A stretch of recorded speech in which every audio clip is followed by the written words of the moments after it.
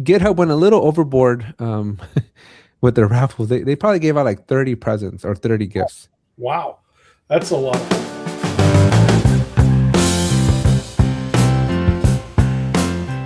Welcome back to another episode of the DevOps Roundup. Today we have a special event recap for you. I had a chance to go to SCaLE 2026, and we're going to talk about it. So make sure you hit the subscribe button, drop a like, and Sean, where were you? Thanks, Alex. Yeah, I was jealous. This is a conference that I typically attend, and one that I talked you into attending last year. But Yes. But unfortunately, my wife is on the road, and I have to babysit my puppies. And that's why I don't have puppies. Although, for the record, that ain't no puppy, man. I have very few times I've feared for my life. That being on Goofy Sky School was one, and two was at your house. No, they're teddy bears. Right. Allegedly.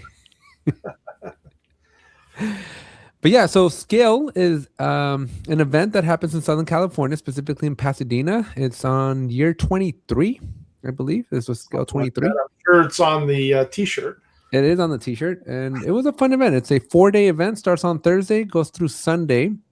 There's an expo that happens Friday through Sunday, and then it's a hodgepodge of events, all wrapped up into one.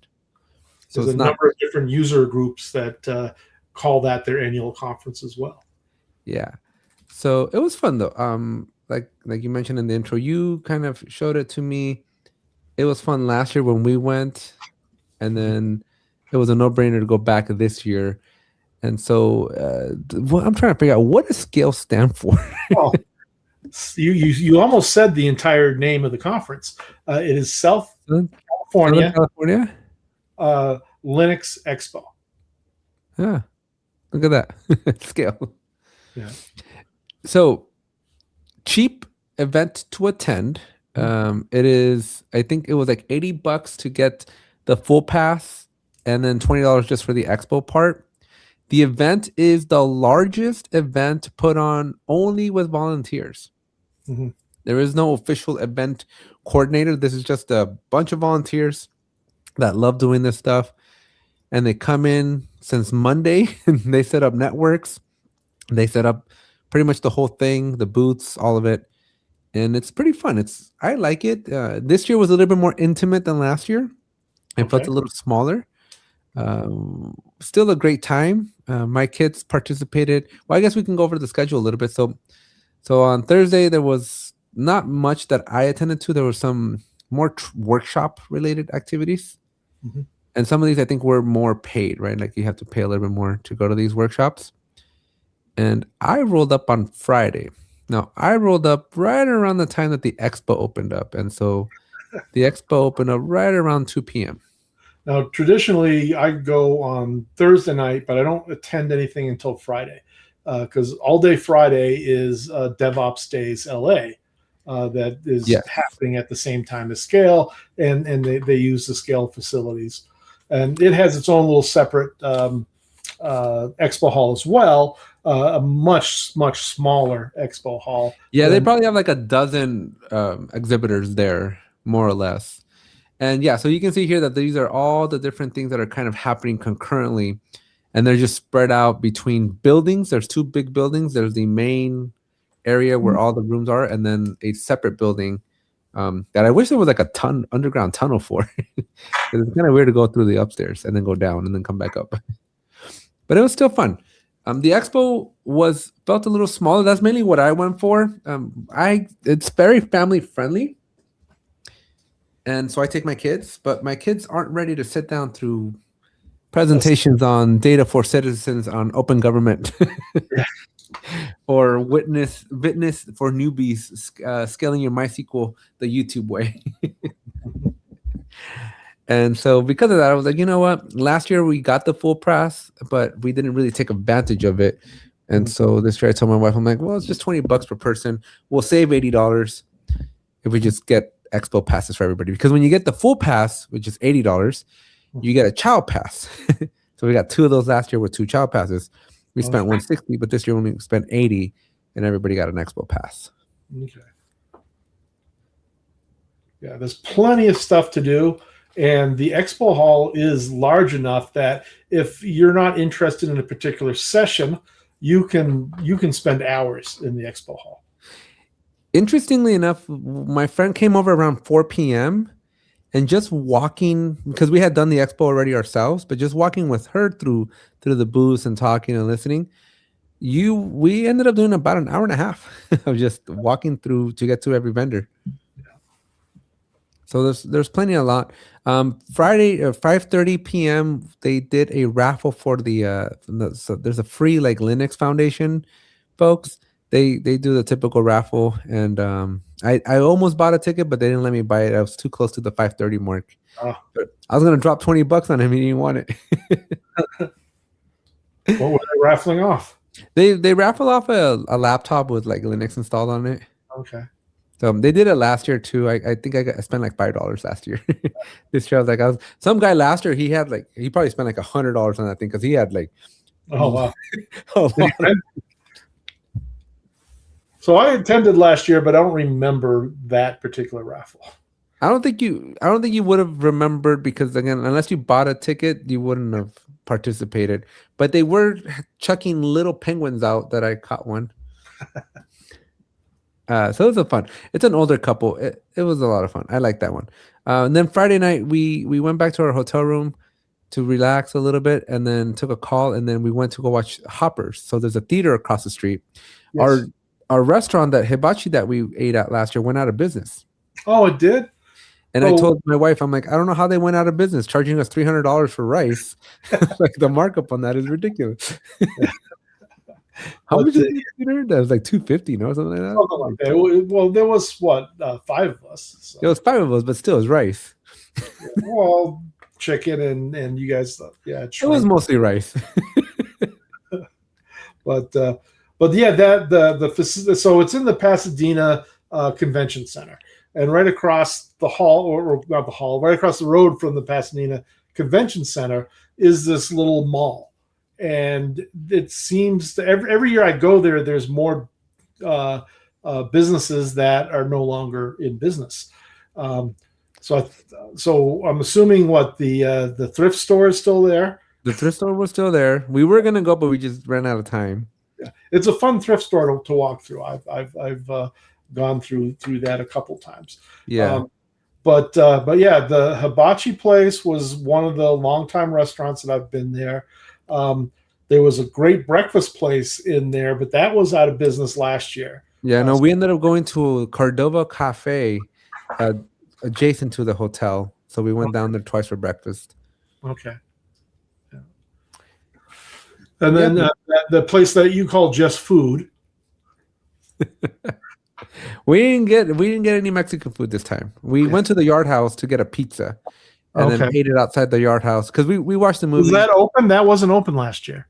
No, it looked new, and it's on the second floor with the theater. So we watched the movie, and then after the movie, we went and got pizza, and then we walked back to the hotel. Okay.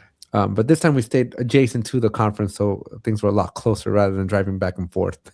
It's like a good 50 miles each way.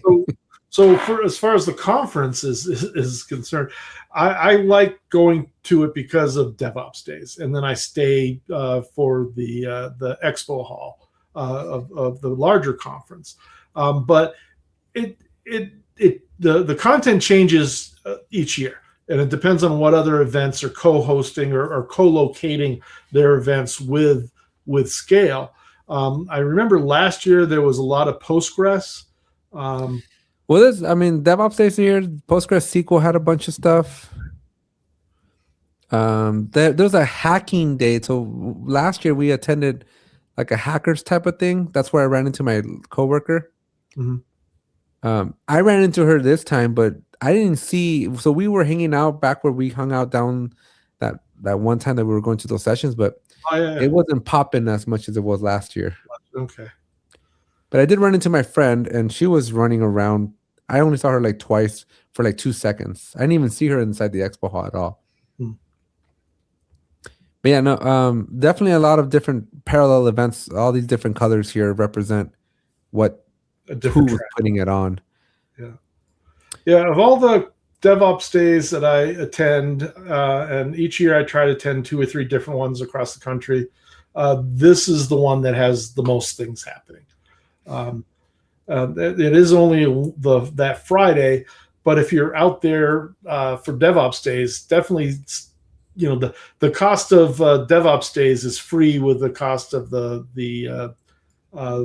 conference. The conference. And that's why we didn't try to attend any sessions, because we weren't sure, although they weren't really checking badges.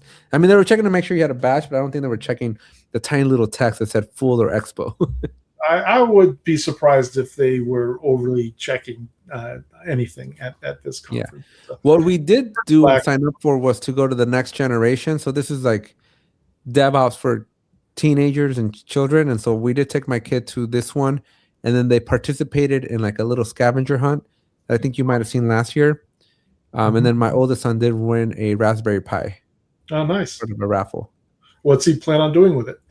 He's still trying to figure it out. I don't know if you heard him earlier. I think you and I might have been on a call, and he came in and walked in. 1 gigabyte. What can you do with 1 gigabyte? Oh, yeah. He's trying to figure out what to do with his Raspberry Pi.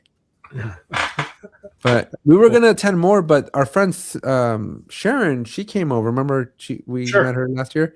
So she hung out with me probably until until 2:30. We waited for the raffle. So our game was raffles this year. We went to all the raffles. Well, it sounds like you guys won a lot of them too. We got some good stuff. I ended up getting, I think my kid got them, but we ended up getting, nope, they're right here. The Ray-Bans, the new ones, the Gen 2. Uh-huh. So we ended up winning this, and like these are almost $500, almost $400 by themselves. Yeah, I bought a pair last fall, and then I ended up returning them. Well, I'm not returning these because these were free. Yeah. So how do they? Have you set them up, or you get the head? So I had a problem with mine where I couldn't get the heads-up display to work properly. Well, there's no heads-up display on these. What ones did you buy? Huh? These just talk to you and tell you and record things. Well, no. If you look, you're supposed to be able to look at. I think it's the upper. Did you buy that extra? No, that's the new one. I didn't. These are the Gen 2s of just the regular glasses. Then they have the special one with the thing. But I heard that one's kind of hard to look at. You get cross-eyed a lot. Well, I don't want to do that. That's like the OptiGrab. Yeah. No, but these were cool. So we won these. The Meta booth. I may or may not have gotten in trouble because somebody's like, I had too many tickets. But what happened was we were hanging out at the Meta booth a lot, and they were hiring, and so they were asking people. So I started, because I interviewed at Meta like in 2022, and I failed that interview. It was one of the hardest interviews I've ever done in my life. And so I was telling the guy, I'm like, hey, so what's the secret to getting the job at Meta? And he's like, luck, just luck. But we hit it off, and we had a fun time there. So he gave me a couple extra tickets. And so I had like 7 tickets coming into this thing. And then someone called you out for it? Well, somebody called me out because I'm trying to hold them all in one hand so I can look at all the numbers. Yeah. And he's like, why does that guy have like 7? I was like, I have people with me. Did he say, why does he have 6, 7? No, apparently they're not that hip there. But when I did one, I did collapse all the tickets together and only showed the one that won. Just in case. But it was fun. I never gotten the grand prize because they actually did 2 pairs. They did these Wayfarers Gen 2, and then did some other ones that were a little bit cheaper. Okay. So that was cool. Then, so that was all the raffles. And then Friday, my sister-in-law had a birthday party, so it was 5 miles away. So we drove down to that, and then we drove back for like probably the highlight of our night, which was game night. Oh, okay. This was hosted by GitHub. Oh, nice. And they had a pretty good. They had a pretty good dinner. It was finger food, but it was good finger food. Sliders and chicken tenders. Cool. And some pasta that they had a big bowl of cheese, and they with a torch like heating the cheese and melting the cheese into the pasta. Really good. My kids built a great wall, a giant wall, like a 6.5, almost 7 foot, maybe 6 or 7 feet wall. Oh, Legos? They had these giant Legos like this big. Oh. And they just built a 6-foot wall. It's a lot of fun. They had a lot of old school. They had Apple IIe's. Okay. They had typewriters. They had stuff that you probably would have recognized. They had a bunch of Okay. I want to say megaphone, but it's not the right term. But remember back in the day, you used to be able to put like this big speaker thing that went down to like the track player, the vinyl, and then there's like a megaphone. Record player?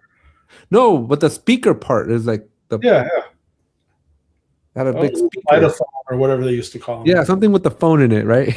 So they had a bunch of those. They had some video games. They had a bunch of they had Duck Hunt. They had PlayStation, Super Nintendo, NES. So it's kind of cool to see them with these retro stuff. And then GitHub went a little overboard with their raffles. They probably gave out like 30 presents or 30 gifts. Wow. That's a lot of raffle. Yeah. The lady was having a lot of fun. It was cool. We probably stayed till 10, a little past 10 p.m. And then we were just tired. We're like, let's go. But this was definitely the highlight. This is what my kids remember the most. Game night. Well, good. Then Sunday was dead-ish. I would assume Sunday. That's the day I usually fly home. Yeah. Sunday was a little bit more dead, but looks like plenty of tracks going on though. No, there was the expo hall was mostly empty up until like the 3 raffles that were all stacked at 1 o'clock. Oh. And I thought for sure there was going to be less people, or probably the chances were going to go up, but nope, there was still too many people.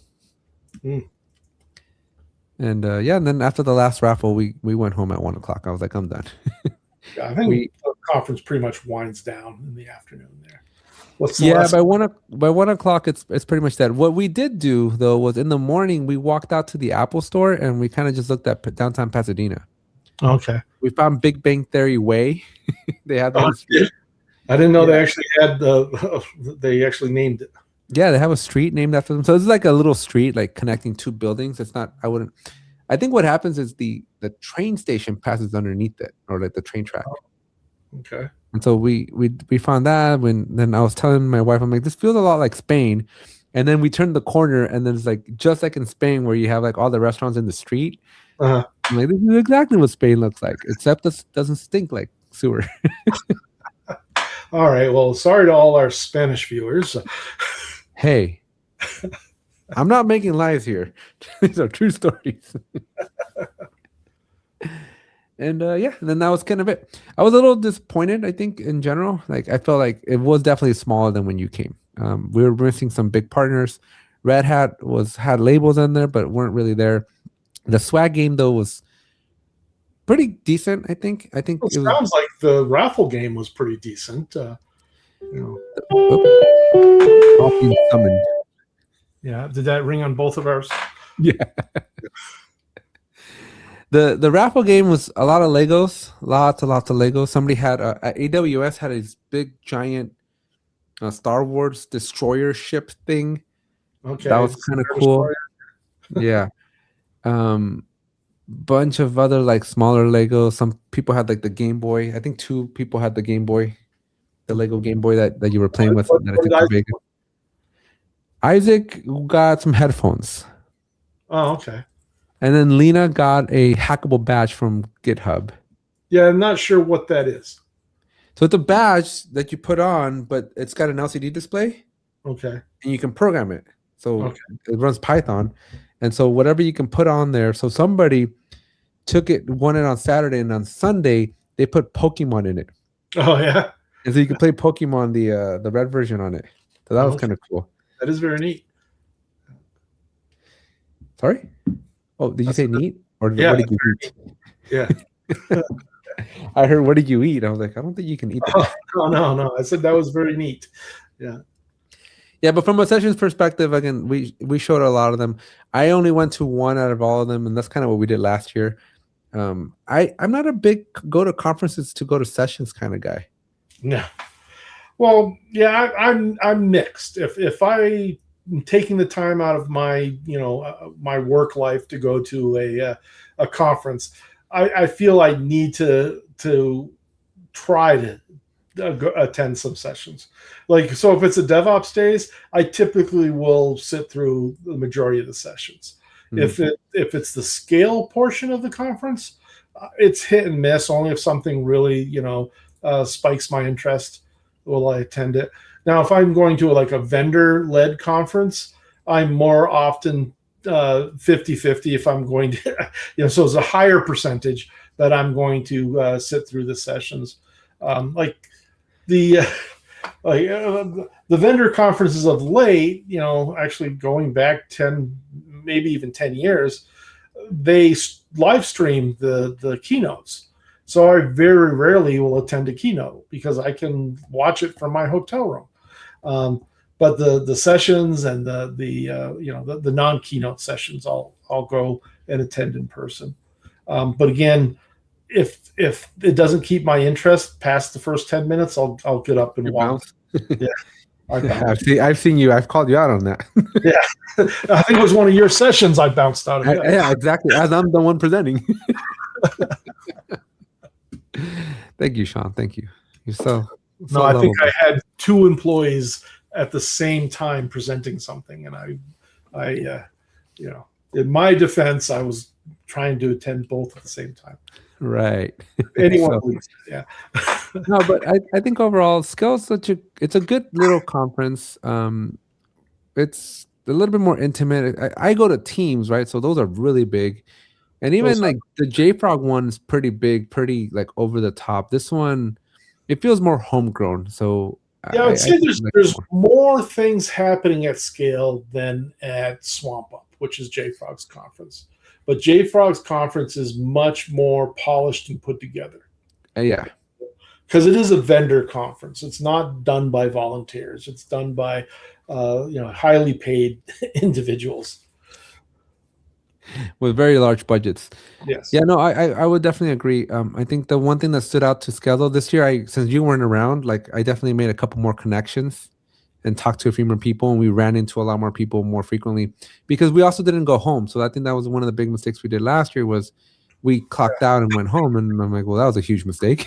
So this time we were able to participate in all the activities at all the time. You're only about an hour or so away, but being there allows you to stay for all the after-hour events and meet people that you typically wouldn't. And that's usually, I think we've done a couple of episodes on conferencing, right? Like if you're going to a conference and you're not staying locally, you're missing out on like half the activities here.